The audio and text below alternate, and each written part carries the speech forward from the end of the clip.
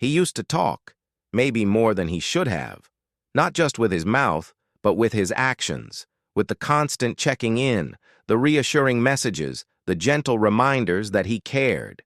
He thought that's what love was: presence, proof, persistence.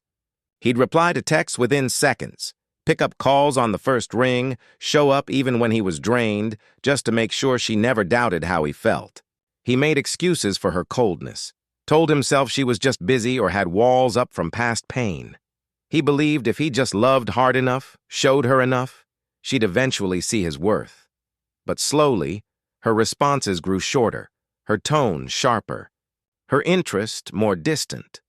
Still, he kept trying, explaining, apologizing, defending himself against things he never did, until one day it just became too quiet, not from her, from him. He didn't plan it. He didn't wake up and decide to disappear. It happened like a candle running out of wax. He opened his phone to send a good morning text and closed it again. Not in anger, not in spite. Just stillness. A realization had settled in his chest so firmly it couldn't be shaken loose. No matter how loud he shouted his love, she had stopped, listening long ago, and in that moment, he understood something most men don't until it's too late. Silence isn't weakness. It's not avoidance. It's power. It's choosing to reclaim what's left of your dignity when the noise of trying becomes too exhausting. He didn't owe her one last message. He didn't owe her a final explanation. What he owed was to himself, to stop giving pieces of his, peace to someone who treated it like background noise. So he didn't speak. He just stopped. And in doing so, he said everything. At first, she barely noticed. Maybe he was busy. Maybe he just needed space. She told herself he'd text by the afternoon. When he didn't, she glanced at her phone more than usual, waiting for the familiar notification that never came. By evening, the silence felt strange, unfamiliar, almost unsettling. This wasn't like him. He was always there, always quick to respond, always ready to reassure her even when she gave him little to work with. He was constant, predictable, safe. And now he was quiet. She scrolled through old conversations, the ones filled with effort and care. The times he listened when she vented, when he responded to her mood swings with patience instead of frustration. He had been her emotional cushion. The one person she could count on to absorb the chaos and still show up. But now that energy was gone. No goodbye. No anger.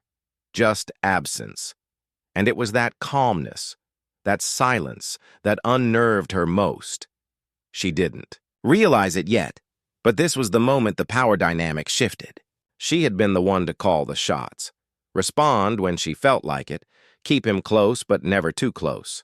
She was used to him chasing, explaining, trying to fix things that weren't even his fault.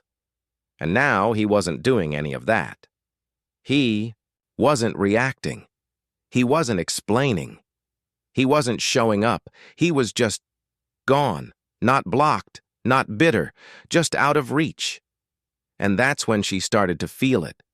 That ache of not knowing, that itch of no longer being in control. She thought he'd always come back, but he didn't. And that silent decision carried more weight than any argument or outburst ever could. It was the kind of quiet that couldn't be ignored, because it didn't ask to be heard. The silence lingered longer than she expected, and, with each passing day, it grew heavier. At first, she was confused. Then she was curious, and finally she began to feel something she hadn't felt in a long time. Doubt. Not doubt about him, but about herself. Because for the first time in their entire connection, he wasn't responding. He wasn't making things right. He wasn't absorbing the blame or taking the fall for the emotional games she used to play so effortlessly. He was just still. And that stillness forced her to sit with her own noise. She started wondering if she had pushed too far. If maybe she had misunderstood his quiet strength for weakness. She thought he'd always be around. After all, he had taught her that no matter how many times she pushed him away, he would return. He was loyal, consistent, and patient to a fault. But now that he had withdrawn, there was no comfort in knowing he'd be back. Because something about this silence felt final. She lay awake at night thinking about what she said, or didn't, say. She questioned her cold replies, her dismissive tone, the way she minimized his efforts, as if they were expected instead of appreciated. She had always felt in control, like he needed her more than she needed him. But now, she was beginning to realize she had mistaken his patience for passivity. His love wasn't desperation, it was depth, and she had taken it for granted. Now, every moment without a message was a reminder. Every day without a call was a mirror. She didn't lose him because he stopped caring. She lost him because she never truly saw what he gave. And the silence? It didn't punish her. It exposed her, not to him, but to herself. She tried to play it cool, like it didn't bother her. She went about her routine, posted stories with carefully chosen songs and captions, hoping he might see them and feel something, anything. But there was no response, no reaction, just more silence. The kind of silence that felt intentional, the kind that spoke louder than words ever could. And that's when she started to panic, though she wouldn't admit it out loud. He used to be so easy to reach. One message, and he was there. One moment of vulnerability, and he would open himself up completely, arms wide, heart unguarded. But now she couldn't feel him at all. Not a trace of the man who used to drop everything just to make sure she was okay. It was like he had vanished, but not in the physical sense. He was still around, just out of emotional reach, like a locked door she no longer had the key for. She didn't realize that he hadn't disappeared. He had simply shifted. He had gone from available to unavailable, not out of spite, but out of necessity. He didn't yell. He didn't accuse. He didn't try to make her feel guilty. He just stopped showing up in the way she had come to expect. And that, more than anything, unsettled her, because deep down she knew she hadn't been fair. She had relied on his presence while denying him the same emotional return. She had mistaken his consistency for weakness. But now, in his silence, she saw it for what it truly was: strength. He hadn't become cold. He had become clear. And that clarity built a distance she couldn't cross. Not because he was hiding, but because he was healing. She could feel that wall, and it wasn't built out of anger. It was built out of peace. Now, her thoughts followed her everywhere. In the quiet moments between distractions, in the late night, silence of her room, even in the middle of conversations, he lingered. Not in the way he used to, not through his voice or presence, but through the very absence she once ignored. It wasn't that he had vanished.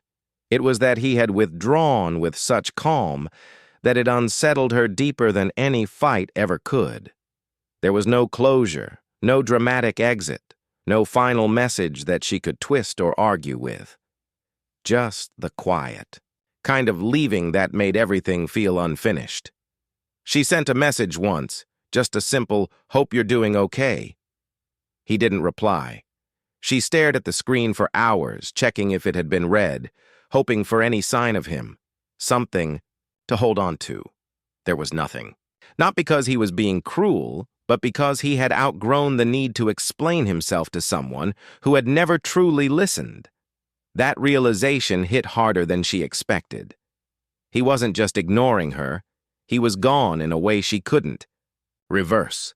His silence wasn't a tactic, it was a boundary, a decision, a declaration that he no longer needed to argue his worth or chase validation in places that gave none in return.